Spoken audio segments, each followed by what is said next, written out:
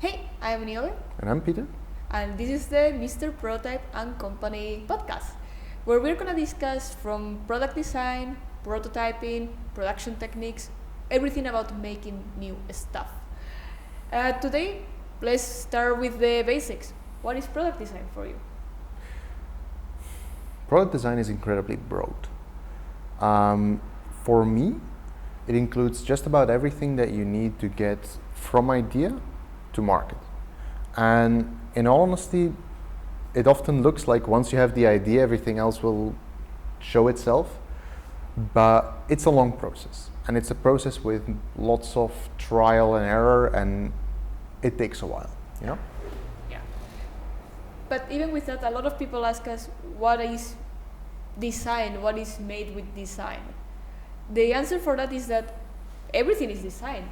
Everything has been thought by somebody, planned and made, from a spoon to a car to a plane, isn't it? Yeah, but there is differences. Mainly between what people call design and with what design is. Indeed, everything is designed. You can't make something without designing it as well. The difference being that you can either design through requirements and through what is necessary.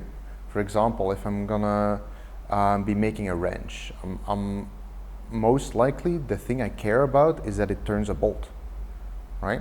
So I might not care about the looks of it because I have a specific bolt that I need to be able to turn at this point. Then I'm not gonna invest time in making it the most pretty wrench ever.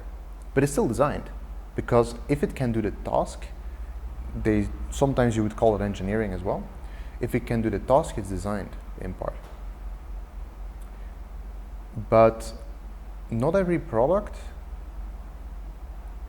puts the focus in the same place. Yeah. You said that it's also called engineering, but what is the difference between design and engineering, and where is the limit? Is there a limit? There is definitely limits. The big difference between design and engineering is in what is your goal. With design, you're trying to do the high level stuff. You're trying to make a certain thing that has a set of characteristics that fits in a certain amount of space, right? And that has a certain look. Okay, engineering is more specific. Engineering is, okay, we have a part of this, how can we make it fit those characteristics exactly, and how can we specify those characteristics? So once it's starting to be very specific, once it's starting to be about numbers, about strengths, about reliability, we're talking more about engineering than design. As long as we're in the high level and we're talking about what functions does it have, what shape does it have, what usability characteristics we have, we're in design. So as soon as you go specific into the numbers, you're doing engineering, but that is fluid. Often development in general is called engineering. I don't necessarily agree, because a lot of development these days is not done by engineers. I also have the feeling that at the moment the terms of engineering and design are thrown around like common words almost. I'm sorry, but you have web page design, you have live design, you have so many designing, and the same with engineer. Like, okay, I get the engineering as technical thing, chemical engineering, but I've seen a space engineer for architects or something like that. Yeah. So, what is? Well, for me, design is about making something with intent. It's not just making something that it fulfills a very narrow set of characteristics. Like we said, that's engineering, if it needs to fulfill a very narrow set of characteristics. But when you need to take a broad scope of things into account, then you get into design. Personally, it's one of the reasons why I chose for design and engineering, because in engineering you have to specialize yourself in one specific topic, simply because that topic is so deep. Typically, like, take electronics engineering.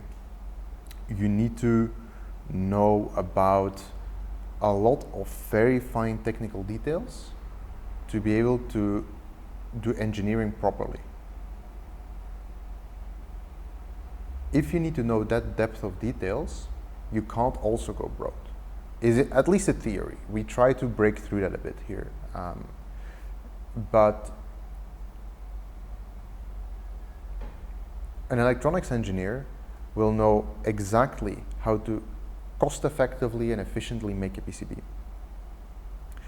But he might not be able to give his input that is as valuable as his knowledge on electronics on the user interface. He will have input of how to make it efficient, where the limits are, but the specific design of it is probably where his job stops. Same with an injection molding engineer. They will be able to help you with the design of the wall thickness and specific engineering things, but they won't be able to help you with the shape that will be ergonomic. Yeah. Here we do have that broad approach of having a little bit of everything in home. I don't know if you can see it in the background. We have molds, we have electronics. Can you tell us about what do we do here? I mean, can you tell them what do we do here? What is ours? Our goal is to help you get from that idea stage all the way up to market. But the way we do that is a bit different than I've seen in a lot of other design companies. What usually happens is that design companies usually take care of going from idea to a visualization, is what I would call it. For example, a 3D render, it can be a prototype, but usually a visual prototype, and maybe even the design to have it produced by somebody else. Or a set of requirements that you can give to other engineering firms to then design it. I mean, to then develop the different specific things like the electronics, like the casing, everything. What we try to do is we try to do as much as possible of that process in-house, up until the point where you really are starting to do volume manufacturing. Because volume manufacturing is something that we can't do here. That simple, yet. We hope to do that at some point. But the more you can get in-house under one roof, the less you need communication in between different groups of people. And communication, each step of communication is a step where things can go wrong. Is a step where your idea gets translated. I mean, you know that game of telephone? That's basically what is happening when you're developing a product. You give it to the designer, they make what they think is your thing, and then they pass it on to the engineers of the software or of the molding or whatever, and it changes and it changes and it changes, and at the end you have a product that you barely recognize, of like, that wasn't my idea. And that's why a lot of people have some frustration with quite a few design companies that we've seen. And it takes a long time to design things because of all those steps of communication, including the marketing and everything. All those things, to have them in sync is incredibly difficult, unless you have it in one company. And that's what we try to do. So the only thing that we outsource is manufacturing, because in all honesty, to be price competitive and to get quality, you need to have a large company to be able to do that. But yeah, it's mostly that communication, that you get on the same page as the client. That is incredibly difficult, that is incredibly valuable if you can get that right. And I think it's something that gets underestimated. Mm-hmm. You already mentioned the other main topic of this podcast, prototyping. What is a prototype? What is it for? Why should you have a prototype? What kinds of prototypes are out there? There is a bunch of kinds. When we make a prototype, one of the main things we look at is the intent of the prototype. For example, some people have an idea and want to sell that idea. Well, then the intent typically is a proof of concept. You don't need to have necessarily the specifications to be able to manufacture it at a larger scale. You sometimes even can get away without a prototype and with a video. Typically, it depends a lot. I would say that we have a couple categories. First of all, we have the prototype for visualization, for just I want to show that it's real. Like it's a thing that I can hold and I can see what it is. Those are pretty basic and pretty straightforward. We make a visual prototype and that's it. It doesn't necessarily fulfill any functions, but it works. I mean, it shows what it is. Then we have the proof of concept prototypes. Proof of concept is more of a, I have an idea, but I'm not sure that it works, or I'm not sure that it can work. And to develop that, it usually takes quite a few iterations because we start a project and we don't know if it's going to work. We get your idea, we think like, we make a judgment in the beginning, of course, if we think it's going to work, and we give a budget based on that. But it's not necessarily clear cut if it's going to work at all. So what we then do is try a bunch of things. And because we have production in-house, that goes rather quickly. A third category is prototype for development, which is again different. You're needing to develop hardware and software in unison, or you're needing to put a prototype into a big system, put your product into a big system, and you need to know, is this going to work? Like maybe you already know that the proof of concept works, but you need to make it real and develop it before you have the final product, right? That is another level of prototype. Typically is a bit bigger than the final product, is a bit more complicated. But it's quite a bit of fun to do because then you can see how you can cut all those edges off for the final version, which is a prototype that is ready for production, basically. It's almost a thing that you're going to sell. And these prototypes, either you can choose to do one, or you can choose to do all of them in sequence, or it depends a lot. And usually when we're doing prototypes, it isn't just one prototype, it's a bit in between. If you look at Burnometer, for example, I think we are now at the development prototype, but we also made just a visual prototype. We made the proof of concept prototype, all separate, and those were very, very different. The proof of concept, for example, was electronics connected to a laptop. It didn't have a case. It was ugly. It's a mess. But we were able to prove and go forward. That is the value of that prototype. So it depends a lot on a case-by-case basis. So the best thing that somebody can do that doesn't know what they need or what the next step is come talk, because we usually can point you in the direction of like, hey, this is what you need. And sometimes it's even not the time yet to do a prototype. Sometimes it's the time to brainstorm a bit on paper first, because it's important to have your idea clear before you start prototyping. Yeah, of course, because otherwise you go left and right, that's not a good idea. Yeah. But then, when is the moment that you should go for a prototype? Why should you start making a prototype? Prototypes are for validation. You don't make a prototype just to have the thing, in my opinion. You want to know, can this really work? And in our four categories of prototyping, those have very different reasons, very different types of validations.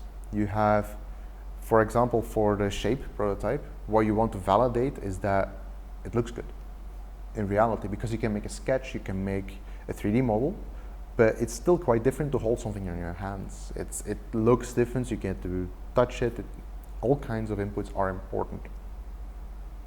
So that's the first thing. But it always comes down to validation. Proof of concept. Can this work? Can we make it, all the functions work? Is it typically a development prototype? Can we make it fulfill all the functions that it needs to do? And can it be stable? And the final prototype is, can we get this ready for production? Can this be produced? and can we get that stable? So yeah, there's a bunch of reasons, but it always comes down to validation. If you want to know, can I produce this? When you're developing a product, there's always a lot of questions. There's a lot of unknowns, and actually that's what a prototype does. It helps you get through those unknowns through validation. Or finding more things that you didn't know. Yeah, it can uncover new unknowns, but typically the unknowns uncovered by prototypes typically have easier answers than unknowns on paper, because suddenly you have a direction to go in. Let's say, for example, with Burnometer, we make a prototype and a part melts because it gets too hot, right? Then that creates an unknown of, hey, how can we make it not melt? Can we make it not melt? Can we actually do this? But it's a clear direction of like, where should we go look? Well, the material melted, so I'm going to look at new materials that we can use to not make that happen. That's a clear direction.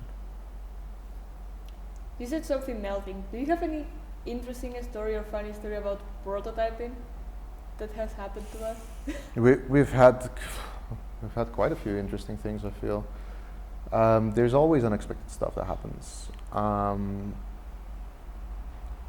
And in part, it's sometimes sad that clients don't see the process that close up, but yeah, blood, sweat and tears and electrocution, yeah, all of the things have happened. We've had prototypes that melted even though we put safety measurements in place. We've had Burnometer dunked in oil. We've had a bunch of things. And that's the thing, it's prototyping is not a straightforward process. Prototyping is you think you're going to make something, but that something is quite fuzzy, even if it looks clear in your head. To get that actually in your hands is usually a road that is not straight at all. No. So what we do to get there is go left and right around the obstacles as it's needed. And yeah, that can go bad. It always does. And what about timings? How long does it take to make a prototype? Or depends a lot. Can be a day. We've done prototypes that just took a day, but it can be a year. Depends incredibly on the item, because, for example, we have large format 3D printing here. For some of those prints, they take 4 days. If you have a mistake and it's an assembly with multiple prints, yeah, you can be looking at 2 weeks to make the whole thing again. For other things, we need to wait for components and stuff. It can take a while. But something that we do is try to go for quality always. So typically we don't give a deadline, but we just work until it's right. When we work with a deadline, we make sure that we know that we're going to be able to hit that deadline before we agree to it.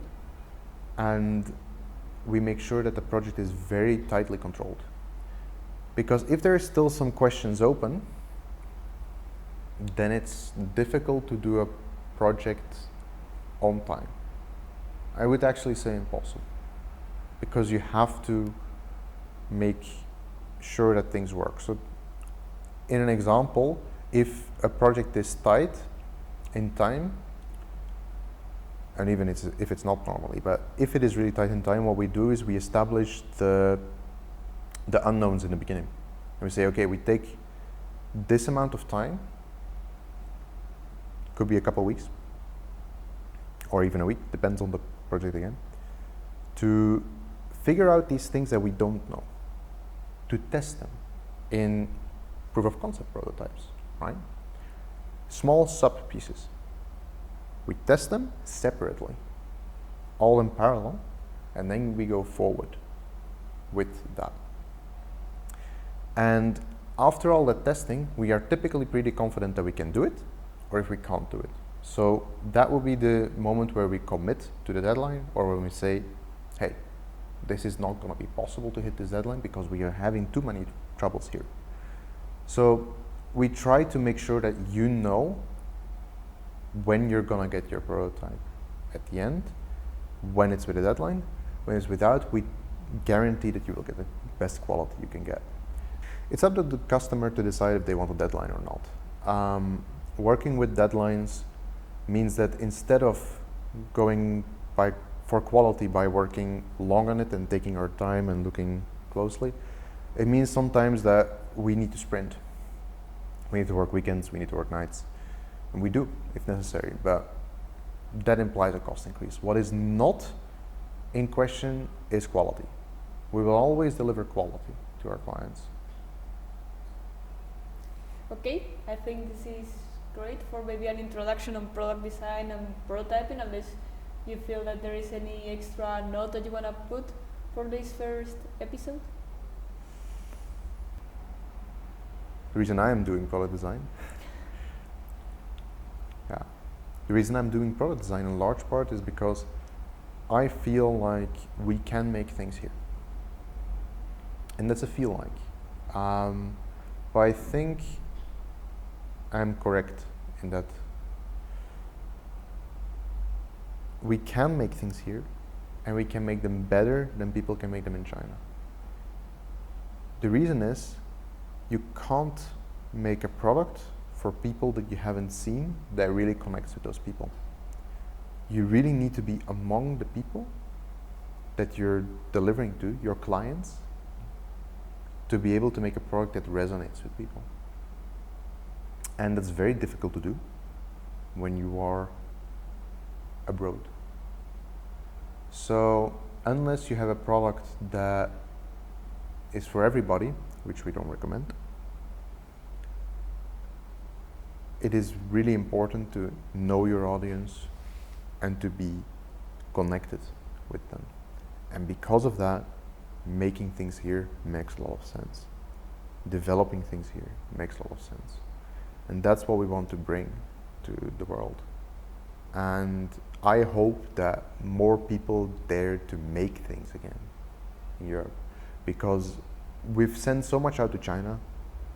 I think people feel that they are powerless to contribute. But making something is a great contribution to our world. It really makes people happy. So I hope that people can do that. Okay, then we'll leave it here for today. If you have questions for us, you can send it through the social media. And we will see you next week. We will keep posting on Wednesdays. But I will upload information on the blog, Facebook, Instagram. You can follow us in all of there. And see you next week. Yep.